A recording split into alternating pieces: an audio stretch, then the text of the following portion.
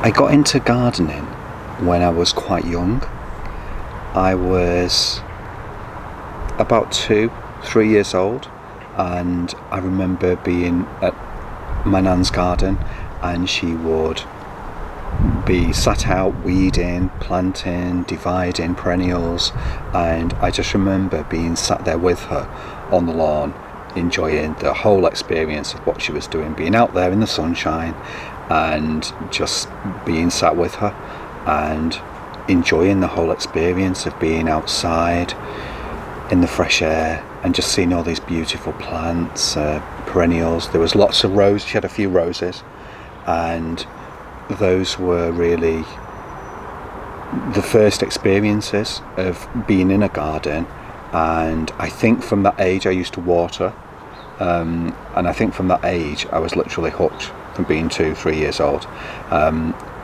Moving forward a little bit, my mum and dad were not really into gardening, and I remember about 8 years old really starting to do bits in the garden, sowing seeds, maintaining the plants that were already there. There was lots of plants already in. They had quite a few things that were in the house when they'd moved in, and also things that my nan had given to them when they moved into the house, so before I was born. So yeah, I started to really take an interest then about 8 years old, and from then that just progressed into something truly amazing, and it was like an addiction, literally. It was an amazing experience just to begin to save up pocket money in order to buy plants. I remember buying my first rose from Woolworths, and that was 98 pence. It was iceberg, a climber iceberg, and it was literally 98p, and it's still in mum and dad's garden now, so it's lasted a long time. So my experience is pretty similar to yours, isn't it, when you think?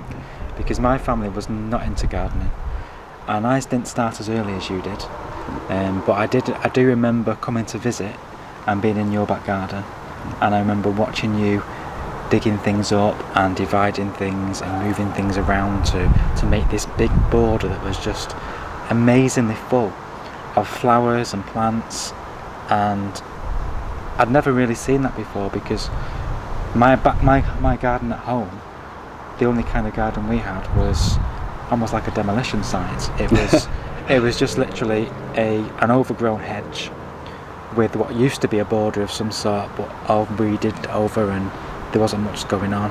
There was a lot of paving stones. I can't really say there was any actual plants originally in there. So, and then as I grew up, probably getting on to 11 or 12, that's when I started to be more aware of how other people perceived where I lived, and it was almost through, I felt this needs to be improved, not just for our own benefit, but people are talking about the garden and how bad it looks. So I decided to improve it. So I'm getting on to maybe 11 or 12 now, and I started obviously watching programmes. I used to take clippings from the Radio Times. Jeff Hamilton used to do a weekly article in the Radio Times, so I'd be reading through those. I would be getting plants by mail order. Unfortunately, as I developed this love for gardening, my family kind of responded to that, because they also was very supportive. They'd buy me things for my birthday or for Christmas, and they'd be I remember one year my brother bought me a table and chairs for the back garden, patio set, and I was thrilled to bits, because before that we didn't really have any means of sitting out in the garden.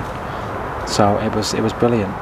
But it all stemmed from there, and then just grew and grew, and then all the way through high school, towards the end, I was thinking I want to have a career in horticulture, and that's what then spurred me on to going to Reseave College when I left school, and doing a mean into horticulture. But in terms of plants, what would you say are your favourite plants? My favourite plants are, I would say, I like roses the most Yeah. out of anything. I love roses. See, that's a compromise, isn't it? Because I'm not really a fan of roses. No, I love the no. flowers and I love the scent. No. But in terms of the flowering potential, I always find you have a lot of bare stems, you have a lot of disease, and yes, the blooms are wonderful and big, but I always find that they are I like roses. too troublesome. Yeah, I like roses. I like sweet peas Yeah. because I love cutting them, bringing them into the house, yes. and having lots of cut flowers around the house. Yeah. I like that. I like the idea of bringing them in. I love hardy geraniums. Yes, we both We love both hardy geraniums, don't love we? them. We do. Fantastic. Going back, can I just go back to the Jeff Hamilton? Yeah. You were mentioning Jeff Hamilton before. My nan and I used to watch Gardener's World throughout the 80s, and we would. She had choir practice on a Friday night, so she would tape it on video cassette. So we're going back a bit. She would tape it, and then we would watch it on the Saturday. Then afterwards, go into the garden and do bits in the garden. Right. So yeah, that was. So he's a major influence. So as well. he was a good influence, and I just feel that it was definitely Nan. I definitely inherit the interest in gardening from Nan, definitely. Right. And it was something that was always there. I like to be outside in the great outdoors, tending to plants and just enjoying myself outside. Yeah. So, yeah. And we definitely have different areas of the garden that we prefer. We do. So you kind of tend to do the mowing a lot of the time. I do. Whether you like that or not, I'm not sure. But it seems Not always, it always no. seems to be left to you. It seems to be left to me. Not always. I don't always like it. No. You do like the deadheading of the plants. Love deadheading. You love deadheading. I do. I do some of that as well. But do. you tend to find that very therapeutic. I do. I enjoy that. You do probably 99% of the watering. I do. Because you find that watering activity quite relaxing. It is. It's relaxing for the mind. It's good for the mind, good for the body, because you're out walking around. And you're also walking getting around to the see garden. those plants as you're watering. Watering. You're getting that contact with plants, Yeah. and you're seeing, Yeah. what does need That's true. deadheading, what maybe is on your list to That's true. split, That's true. all that type of things. Yeah. I think that. No, I think you're right. I do like watering. Apart from when it's every single day in the height of summer, like it has been. Yeah. We've had that heat wave recently, and it's literally having to come in at night and straight away start watering, and it does get a little bit much. After a long day, it does get a little bit. And I keep increasing your pots. You do. There's keep pots making more pots, everywhere, all over the garden. which obviously There is. need more watering, more care. They do. The things in the ground are not as problematic because them after so long can fend for themselves. They can. But the That's true. containers do need to have, obviously. It's constant. I mean, certainly the constant thing with the supply of tomatoes as well. Yes. The tomatoes, they're Yes. Very demanding. in terms they are of demanding because they need the water. water. And we had a recent episode with a video that we did recently Yes. of the damage that was caused in the heat wave by simply they'd not been. Now, normally what I do is I come out and I water them first thing in the morning. I didn't do that day. We came back in the evening and they were literally To devastation. to devastation, Yes. literally. So, there's things like that. Also, interestingly enough, when you mentioned about being younger and the feeling that people were, looking at the garden, judging's the right word, judging the garden. I had that same issue when I got to high school. It's funny, we have the same story. We live around the corner from each other, so we grew up together. Yes. We grew up together, but we had the same issue. Well, I had the same issue because it was, they'd be coming past. I remember someone made a comment at school. I remember the girl's name, and she said, "Oh, you live at that house with the paint peeling off the wall at the front, and that mess of a garden." And it was ours was it's a terraced house. Ours was a terraced house, and it was a small little tiny garden, but literally the wall was peeling, as you can remember as well. Yes. So yeah, Yes. and there was a lot of. I had a fence that was falling down. Yeah, you did. In my house. You did. Which I eventually got You did. replaced. And there was that element there where I felt, certainly by that age, by 11, Yeah. I started at 8 looking after the gardens, but that was mainly at the back. By 11, I realised there was a need to be at the front, so I painted the wall, Yes. just as you replaced your fence and got all the Yes. fencing sorted. Yes. As soon as you were old enough, you did that. Yes. I painted the wall, and it was things were better. Because So really, from a negative situation, we turned something. we turned something and Turned it around. developed something into something wonderful, really. Because then Yeah, we did. we developed this gardening bug that people talk about a lot. We did. It was a bug. It was always there, Yeah. because when you used to come into the garden and talk to me, I had a spade, and we didn't have much. Growing up, we didn't have the greatest amount of money or anything, so it was a spade that some builders had done some work years and years previous. And when I was about 8, 9, 12, think I still had it when I was about 14, 15. It was a spade that Yes. had been. Do you remember the handle had gone off it? Yes. So it was literally this piece of wood almost that you used to Yes. dig over with, and that's what I remember. One memory of you that will always stay with me for the rest of my life is literally, me doing the garden at the back, and you just stood, as you said, Yes. you just stood there watching, yeah. and you were interested in the plants, I and was you asking. I was fascinated by the way you could have a plant, Yeah. dig it up, Yeah. and just prise it apart, Prize it apart, replant it, which I used to do a lot and you of had at that more than time. one. You had 2 or 3 now. Because my nan taught me this, making more plants. Yeah. And also, there's something else I used to do as well, which you did the same thing. So it's dividing plants, and I used to sell them in the bags. Yeah. So I'd literally, the back of my mum's, I'd have all these plants in little plant pots Yeah. and sell them, and you did the same thing, Yes, didn't you? I did. Yes. You did. Yes. So we both... Because that then provided more money to buy more seeds, plants. to buy more Seeds, plants. And I tried house plants for a while as well. I wasn't greatly successful with No. that. I don't know whether you tried that. Did you try I house had a plants? few. I mean, probably the most successful one was the cactus, and that is probably because it got neglected. And Yeah. obviously, you can neglect cactuses You can. to your Yeah, heart's yeah. content, and they don't even Yeah, bat an eyelid. that's true. That is Yes, so true. yes. In terms of the plants that I prefer, I would have to say that my main love is the hardy perennials. So anything, also the ornamental grasses, and growing them with the hardy perennials. So the idea that you've got maybe the summer, the late summer, going into autumn flowering plants.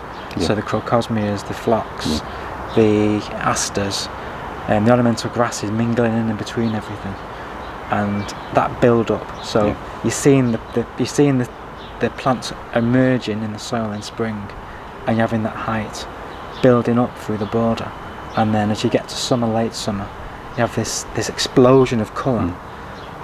And I think with some of the earlier flowering plants, particularly the spring flowering plants, by the time summer comes and you're actually in the garden a lot, they've gone over. Yeah, the leaves they are have, already starting they to have. turn brown, They have. they're already developing seeds, Yeah. and the colour's gone. Whereas with the later flowering things, I've found that they flower and then take you into the autumn with maybe the structure of the seed heads, and then through the winter again with the opening the window and finding you've had a bit of a frost, Right, and seeing yeah, the yeah. beautiful Seeing- icicles and the Yeah. frost on things like the eryngium, the sea Imagine, holly. Yeah. I mean, it's just True, wonderful. that. Because so many people at the end of the year, especially when you have a garden like Yeah. ours is filled with hardy perennials, they want to, like in the old days when people used to buy autumn, as soon as everything had finished flowering, it was chop leveled. it all back, level it all, Yeah. and then the garden's just, whereas we like to Yeah. leave seed heads Yeah. on and things for obvious reasons, not just for the beauty but for the No, because the birds as well. insects, The birds, yeah, the insects can the overwinter.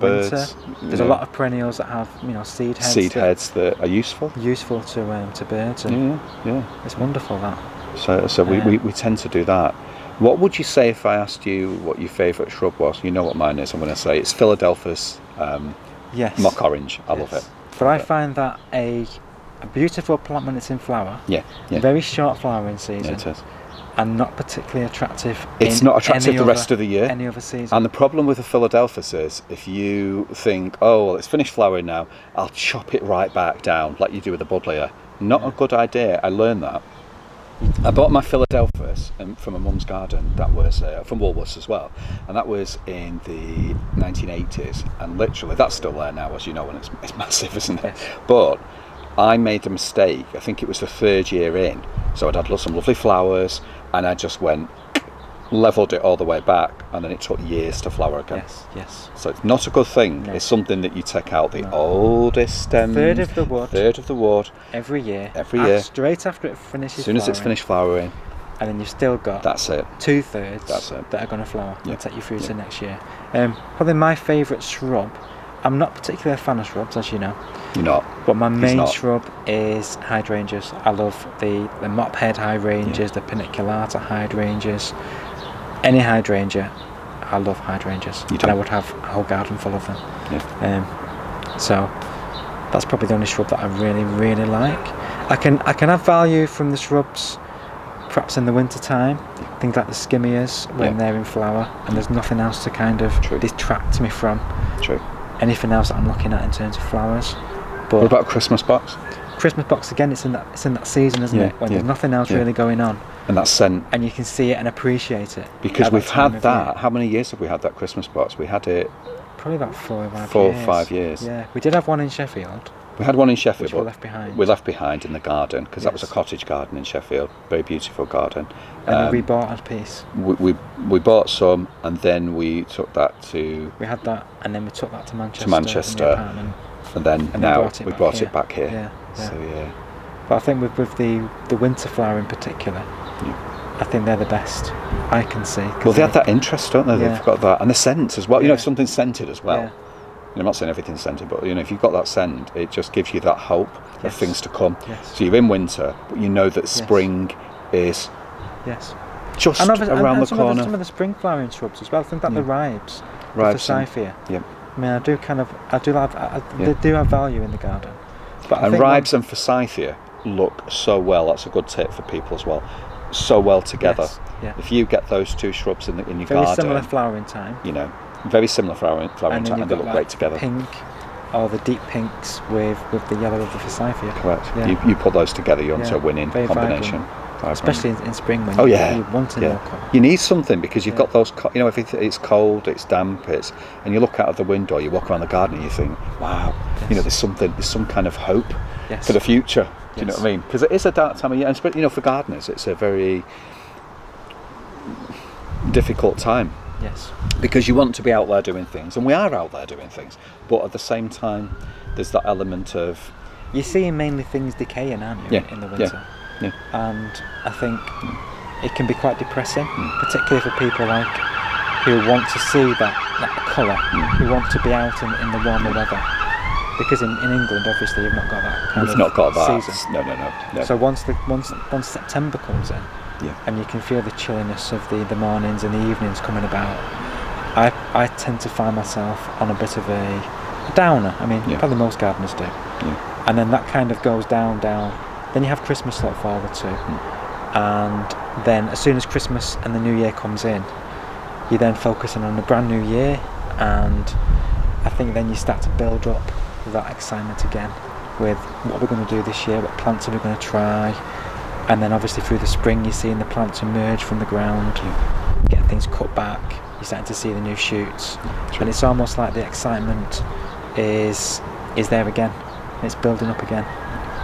It's an excitement, isn't it? It's like Yeah. that enthusiasm. You think Getting your things are seed getting packets better. Things are out. getting better. What we're going to sow Yeah, this year. we're going to sow this year. You're But, starting your sweet peas. Remember what we did though this year? When it was like we sowed far too much. Yeah, we did sow a lot. A lot for the space that we have in the Yes. garden, Yes.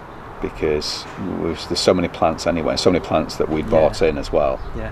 and then But I always find it difficult to decide on when you go and see plants, you want to buy them, yeah, and then you bring them home and think, now when you're developing a border, you kind of have that in mind of what you want for the border. you do. And You once you've got an established garden, You do. which we've pretty much got an established garden now, Yeah. It's you kind pretty of want something. to experiment with bringing new plants in that you maybe grown before, or Yeah. things you've not grown before. Things that you know are going to be reliable Yeah. and you do the think, where do I job put them? colour-wise, and So what I tend to find now is you might have a big clump of something, like a big clump of geranium, right. and you bring a new plant home and you're thinking, where can I put this plant? And you're seeing this big clump of geranium and you're thinking, I know, if I just maybe thin that piece of geranium down a Yeah. bit, and Yeah. I can squeeze some more plants in and kind of like... But the thing is, more when you do variety. that as well, also, if you thin the geranium down, and like we do this a lot of the time, to create that repetition Yeah. throughout the garden. Yeah. So you're creating repetition of the same colour Yeah. throughout the garden, the same plant, the same colour, and it works really well Yeah. because your eye automatically, It I know bounces we've around done garden the design, so colours. we know Yeah. about all this, but Yes. bounces around, your eye bounces Yes. throughout the garden, and Yes. it's good. Yeah. But I think it's definitely worth, if you are developing a garden and you are starting from maybe a blank canvas, Yeah. my advice would be visit garden centres, visit plant nurseries. That's true. And That's true. see the plants growing. Maybe get the plants that you kind of like the look at, and put them to one side, put them together, and just see how they look, and imagine that space. Because sometimes you can, if you buy things isolated, if you buy one plant here, one plant there, you can have a lot of mismatch, it's not very cohesive. I think if you buy things together with a plan, not necessarily a plan drawn on paper, but a plan in your mind. I mean, it can be, but sometimes a plan in your mind of how things are going to look. What kind of colours you like. When flowering season. When are they going to flower? When are you going to be in the garden? When are you going to be in the garden enjoying it? True, exactly. Is it going to be one of those gardens where, or a border, or a planting scheme where you plant it and then everything flowers all at the same time and then it's finished for the rest of the year, it's gone? Or is it going to be something that you're going to include different plants that flower at different times, and you've got something even in the dead of winter? That's always something to consider. It's what it is that you want when you move into an existing garden. That's a bit more problematic. It's a good opportunity to create more, to create something new, but at the same time it's problematic because if you've got established plants, you need to find plants to go around them that are going to fit in to the way the existing scheme already. And it's more particularly difficult if you have a lot of bigger plants, like the big shrubs in the garden. That's true. That's because, so true. You've got to kind of fit, particularly if you like perennials like we do, trying to fit perennials around big shrubs. Around these big shrubs. Can be quite difficult in many ways, particularly if they're quite mature shrubs. And sometimes it might be the case of having to prune things quite harshly to get them in proportion with the rest of the garden that you're planting as new. That's the thing as well with gardening, when you're creating a garden or when you already have an established garden, balance and proportion. Getting that right, that's the key. You can't have a load of tall things or all at one side of the garden as well. So say you've got a fence like we have running along the side here, and have like a ton of tall plants or trees or shrubs, and then nothing on the other side to balance it. And it's about trying to find that balance and work with the garden too. But the good thing about an established garden, when you do move into maybe a new place, is you've got that time to look at it and maybe go through maybe a whole season. So you assess the situation. See what comes up in spring, see what comes up through the summer, and then you can then evaluate, what do I like that's already here? What do I want to get rid of?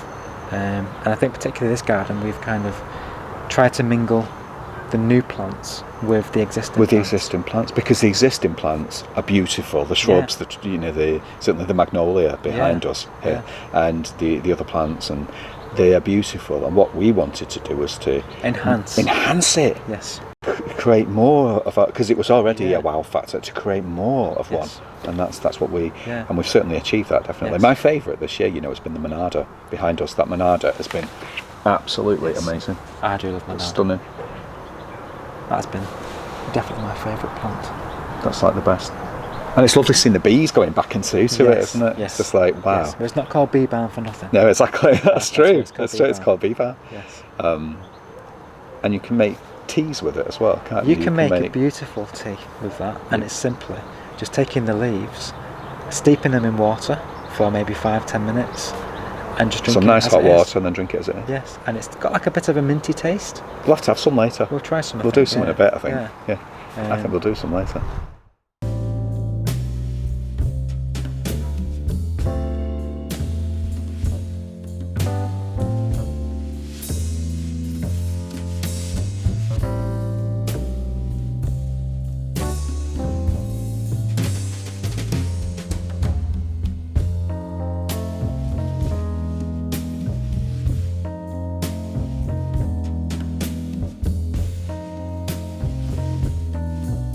So in terms of the future of the garden, I know that I'm particularly interested in trying to grow vegetables and some fruits. You don't tend to have that kind of vegetable kind of... No, because my granddad, so my dad's dad, as you know, he died in 1988, but he was literally the king of the back of the garden at their house was all one side that later became grass, and it was a long garden. It was like this, but it was wider as well. It was long, and the whole length of the garden was vegetables, rows and rows of vegetables. There was apple trees at the end, There was everything you needed, everything you wanted to eat was there. Everything you needed, vegetable, was there. He grew it, and he did it so successfully. I have not inherited anything from him. My love of perennials and roses and things, that comes from my mum's mum. That comes from my nan. Vegetables I've never had much success with at all. We grew some sweet corn in Sheffield, do you remember that? And they were quite that was quite successful. Rhubarb is something that I've always grown. We've got some here in the garden as well, haven't we? But I remember getting my nan's original crown of rhubarb. She'd had it before I was born, a long time before I was born, and I inherited it from her when I was about 9, 10. And it was still in mum's garden up until 15 years ago. 14, 13 years ago, so that it did quite well, and that was massive. That produced so much rhubarb, but there's nothing better than rhubarb crumble. So that's the reason why I like the rhubarb. Apples as well. I would like to incorporate some apples into the garden, so that would be nice as well. We do grow a lot of salad. We do, and obviously with the salad, Paul takes care of the salad, don't you? It's a case of being on top of it in terms of the slugs, and we are. I think sometimes if we don't. I've noticed, I mean, I've done this a few times, but I know that you take care of this. If there's a pot filled with salad and we've not harvested the leaves to eat, and it's looking a bit tatty and almost like leathery, they go almost leathery, don't they? Cut them back, and then you're getting that nice fresh leaves again. It should regrow. Yes. And well, we grow all of our things with nature in mind, in terms of we are completely, beyond organic, because we don't do anything that harms any of the wildlife. Nothing's harmed in this garden at all. And we literally work with nature rather than against it. We are completely against chemicals, completely against things like slug control. Our view is that everything's invited into the garden. Everything's allowed. Every life matters. And every life matters. There will be eventually a balance made. There's ladybirds that eat the greenfly. If you've got a ton of greenfly on your roses, you've got to persevere. You've got to persevere, because otherwise you're attracting the ladybirds in. Which will help to get rid of your greenflies. Exactly. You have slugs in the garden. We now have a hedgehog. Exactly. So he's coming into the garden at night. Keeps the numbers down. And he's obviously doing his bit as well. So that's all natural. It's all nature. It's nothing to do. It's a balance of nature. It's nothing to do with us controlling. Let's use this spray, that spray, the other spray. And if we were to use slug pellets, kill the slugs off, the hedgehog will come along, eat the slugs, and then obviously die. Or eat the slug pellets as well, which they do, which is just bizarre. I don't understand. Our philosophy is, if we can grow it without the slugs eating it, great. We will persevere. We'll try and lift things off the floor. We'll try and put things high up so that the slugs have more of a challenge to get to it. If they still get to it and it's destroyed, then we just give up and we try something different. Exactly.